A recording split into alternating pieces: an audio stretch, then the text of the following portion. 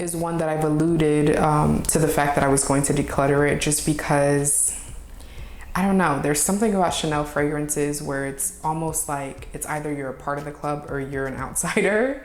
It almost feels like that because there's this thing, this running theme, this note, this something about the DNA in Chanel fragrances that either work with you or they just simply don't, or you just find it uninteresting. And that's the case for this scent. This is one that I purchased because I tried it out in Ulta, but I sprayed a tester strip, and that's my fault. Spray it on your skin, people. But I sprayed it on the tester strip, and I love the opening of the fragrance because it has a blood orange note. And I've mentioned several times, if it is a very citrus forward scent, I do love orange, any type of orange in it. And I think it's because of the fact that I feel like orange stops it from being very sharp. It adds a little bit of a juiciness to it, and so that's when I can tolerate it. And so I sprayed it on a tester strip. I smelled that blood orange, and I was like, yes, let's do it. And that was my fault because once I sprayed it on my skin, the blood orange note, it only lasts a small amount of time, which obviously makes sense because it's in the opening, but it also doesn't present itself as juicy as it smelled on the tester strip. There's something about the jasmine in this fragrance that definitely smells a bit more on the green indolic side. It's not anything that's like overly done, but it's definitely that side of a jasmine. And mixed with the citrus notes, and then it dries down to like this powdery undertone, it just doesn't work. It's uninteresting, and it just really does not work. And I do find that a lot of the fragrances within this specific line, it dries down to a very strong woody tone, which is again the note of cedar. I've mentioned many times how cedar works on my skin, and it's just a big fat no. So that's going to be Chanel Chance Eau Vive. Now this fragrance is one that I thought would be better for some reason because I love the original Narciso by Narciso. This is the Poudre, so this is a flanker. This one has an added note in comparison to the original. It has an added note of rose, which again, you guys know that I love rose fragrances. And so I expected something more, but when it comes to the rose, it's more in the opening. So you get kind of like the opening aspect, which is the rose and the orange blossom, which add this sweet floral tone to it. But as it begins to dry down, it really just turns into the original Narciso by Narciso. So to me, I feel like there's no sense of having both because the sweet floral tones within this fragrance are only in the opening, and it quickly dries down to the same exact base. Now there is something in this fragrance, and I think it's the coumarin notes in the base that gives off this kind of like cocoa butter, cocoa powder type of scent to it. So if you are looking for something that leans more like cocoa powder, a little bit of like a chocolatey type of nuance, I would say try this one.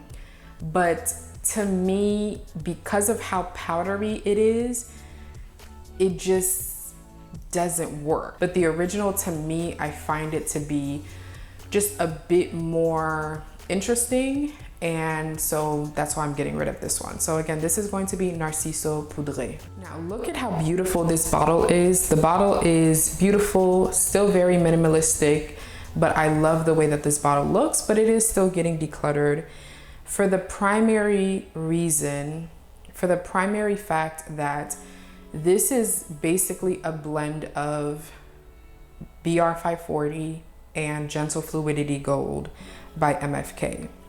And I'm just over the scent profile. Like, I never really cared too much for the scent profile in itself.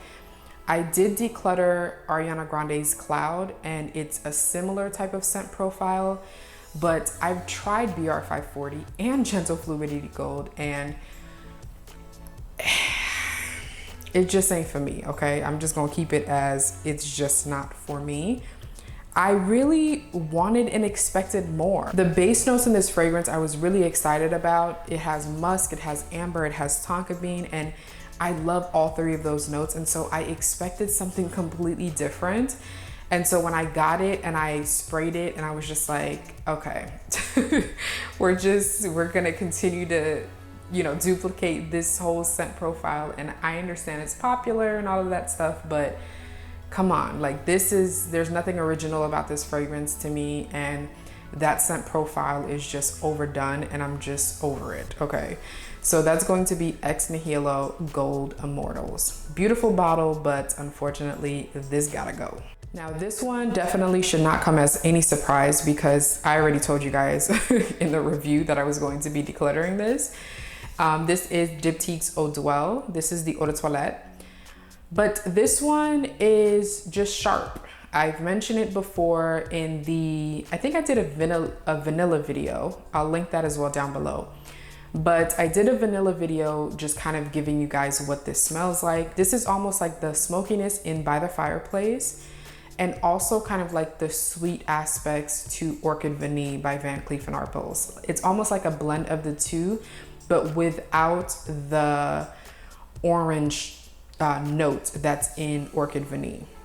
It kind of gives me both of those fragrances, but the issue that I have with this scent is that it is very, very, very woody, very earthy. And I've mentioned this again before. This is almost like the root of a tree. So think of like that strong, sharp, woody, earthy, dirtiness of like a wood tone.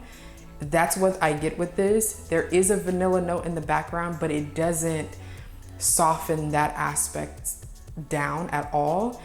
It's just too sharp. This immediately gives me a headache as soon as I spray it, and it's one that I just don't care to have in my collection. So that's going to be Diptyque's Eau Dwell. Now this is another beautiful bottle. I love the bottles from this line. This is the flanker, which is La Nuit Trésor, and this is Caresse.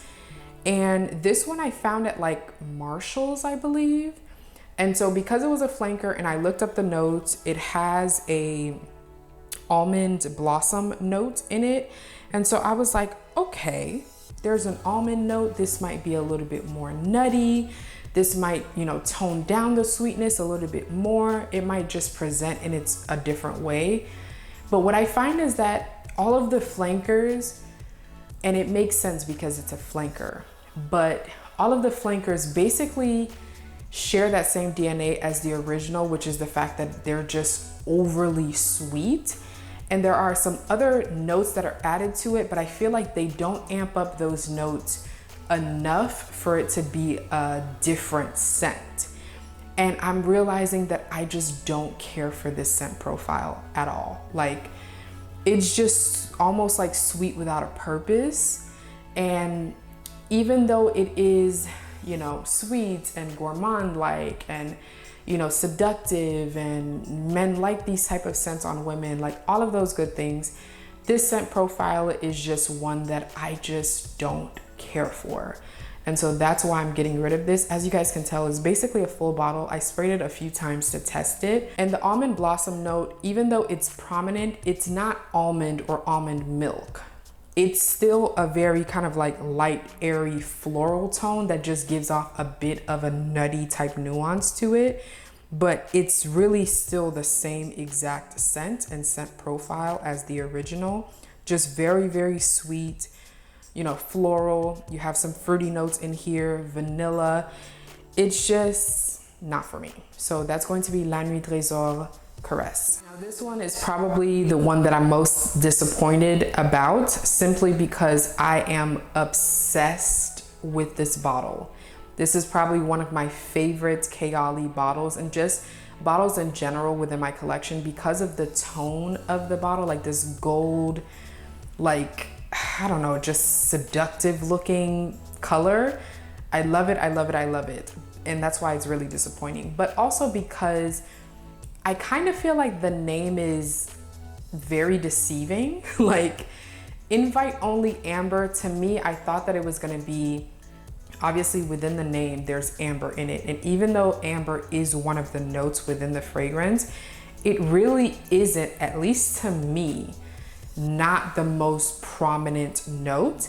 The most prominent note that I get in here is that cherry. Even though the cherry is more in the top, there's something about it where it lingers the whole time and it's very, very strong. It's a sweet, warm, spicy type scent. I've mentioned that I feel like it's quite aromatic, and it also gives me, or has reminiscence of, almost like a blend of Tobacco Vanille by Tom Ford and Lost Cherry by Tom Ford. It almost gives me kind of like, if you mix the two of those, this is almost what you'd probably get. And I'm not a huge cherry lover. I'm actually not a lover of cherry at all. And so I think that's the note that bothers me the most.